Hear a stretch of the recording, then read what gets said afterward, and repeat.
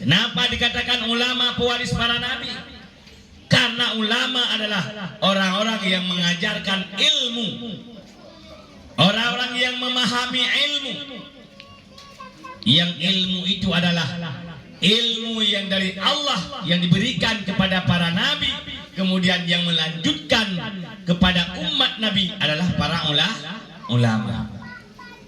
Di ulama ini pewaris para nabi.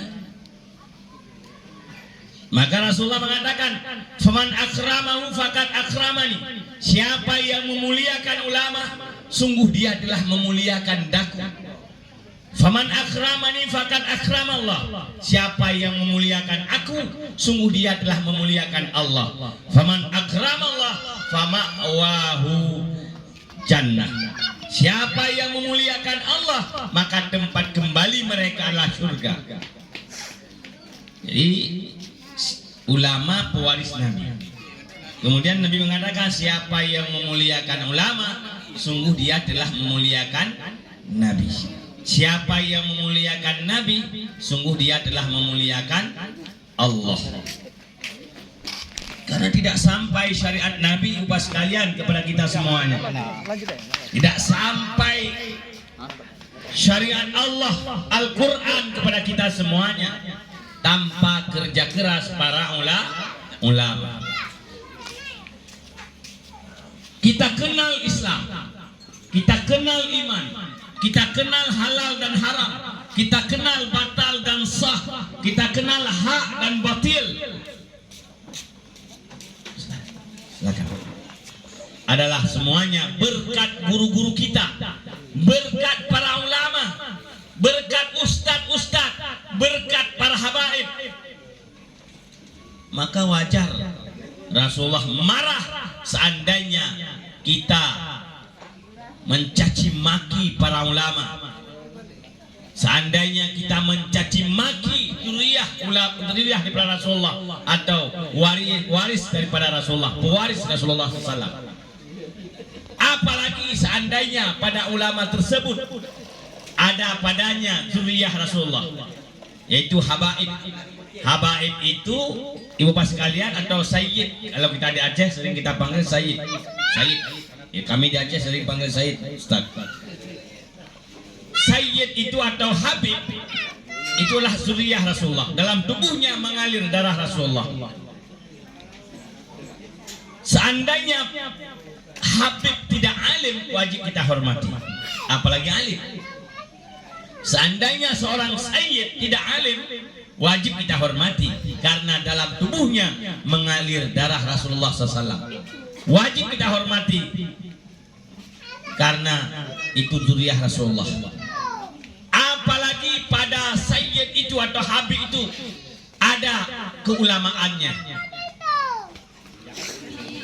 yaitu alim. Seorang habib yang alim padanya merangkap yang pertama adalah waris Nabi, pewaris Nabi. Yang kedua adalah zuriyah Nabi, keturunan Nabi. Jadi seandainya kita mencaci maki para ulama, sama dengan kita telah mencaci maki Nabi. Karena kenapa? Karena itu pewaris Nabi. Apalagi kita mencaci maki habib yang ulama. Mudah-mudahan di antara kita tidak ada yang mencaci maki para habaib dan ulama Ibu sekalian. Mudah-mudahan kita tidak termasuk orang-orang yang benci kepada para habaib dan ulama. Mudah-mudahan kita termasuk orang-orang yang cinta atau muhibbin kepada para habaib dan ulama. Kenapa? Karena ulama itu sangat tinggi derajatnya di sisi Allah. Yang mulia di sisi Allah bukan orang yang banyak hartanya. Yang mulia di sisi Allah bukan orang yang tinggi pangkatnya. Yang mulia di sisi Allah bukan karena jabatannya. Yang mulia di sisi Allah adalah inna akramakum indallah atqakum. Hanya yang paling mulia dan kamu di sisi Allah adalah yang paling bertakwa di antara kamu. Yang paling bertakwa. Siapa itu orang yang bertakwa? Takwa itu sering diucapkan, bahkan oleh khatib selalu mewasiatkan kepada jamaah, ittaqullah haqqa tuqatih, bertakwalah kamu dengan sebenar-benar takwa. Kita selalu mengatakan kita orang yang bertakwa. Seandainya yang jadi presiden betul-betul punya syarat bertakwa, mungkin tidak seperti ini negeri kita. Seandainya yang jadi bupati orang-orang bertakwa, tidak seperti ini. Seandainya yang jadi gubernur orang bertakwa, juga tidak seperti ini negara kita. Kita lihat Bapak sekalian, bagaimana negara kita sekarang. Ekonomi kita sangat terjepit. Rakyat murad marid, kalau bahasa Aceh, murad marid, menjerit. Kemudian minyak mahal, padahal kita hidup di negeri yang banyak minyak. Dalam bumi ada minyak, di atas bumi ada minyak. Tapi kita mau kemana-mana susah minyak. Saya dari Aceh, hampir-hampir nggak ada minyak solar, Pak. Jadi di mau ke Jakarta, entah bagaimana di perjalanan, padahal di negeri kita banyak minyak, di atas bumi punya minyak, di atas tanah punya minyak, tapi kita langka minyak. Kemarin kita mahal minyak goreng, langka minyak goreng, padahal kebun sawit sepanjang jalan, pohon sawit sepanjang jalan, kenapa kita bisa langka minyak goreng? Entah apa udah digoreng, entah kemana dibawa minyak goreng. Minyak bahasa Aceh, pada ke bukai goreng mah itu. Itu bahasa kami. Lemai kayak goreng tu, hana minyak goreng. Ya ho kai me.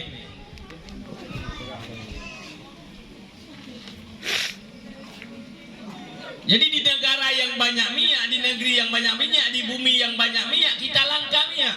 Kenapa? Karena yang jadi presiden, yang jadi bupati, yang jadi gubernur, yang jadi camat dan sebagainya belum cukup syarat. Syarat bertakwa. Takwa itu seperti apa? Takwa itu imtisalu awamirillah wajnabun nawahi, menjunjung tinggi segala perintah Allah, menjauhkan segala larangan. Di antara perintah Allah yaitu belajar ilmu, mengenal Allah. Itu perintah Allah. Allah perintahkan kepada kita untuk mengenal Allah. Allah perintahkan kepada kita untuk mengenal yang halal dan yang haram. Allah perintahkan kita untuk mengenal yang hak dan yang batil.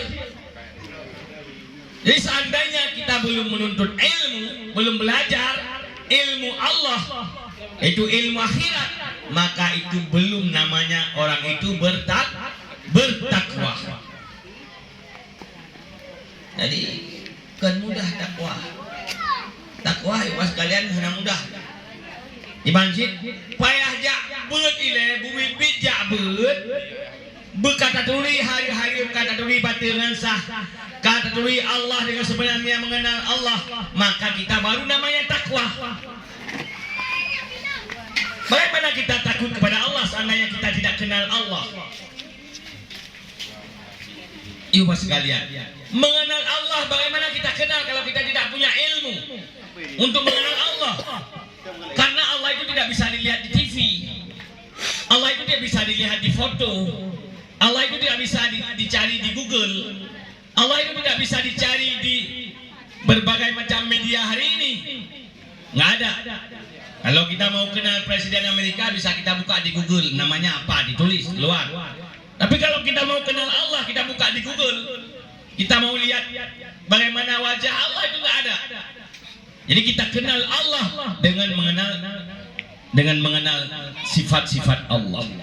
Mengenal sifat Allah harus belajar. Disinilah di balai seperti ini, bak tempat buat lagi nyok, bak majlis-majlis di sanalah kita mengenal Allah. Ibu sekalian, maka dalam hadis Rasulullah dikatakan, man arrafa nafsahu faqad arrafa rabbahu. Siapa yang mengenal dirinya, maka dia dah mengenal Tuhannya. Jadi bagaimana kita kenal Allah sebenarnya? Harus seperti kita mengenal diri kita. Yang kenal diri kita, ibu sekalian, hanya kita. Orang lain tidak bisa kenal diri kita. Yang bisa kenal diri sendiri hanya kita diri sendiri. Istri tidak bisa kenal suami dia sepenuhnya. Betul apa betul, Bu? Istri kenal suami apa enggak? Kenal sepenuhnya? Enggak. Hana purmoh turi laku sepenuhnya hana. Betul mana? Betul. Walaupun niku kadang-kadang itaka halepah ilikut kadang orang-orang bingung.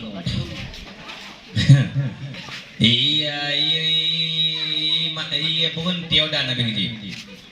Baiklah itaka.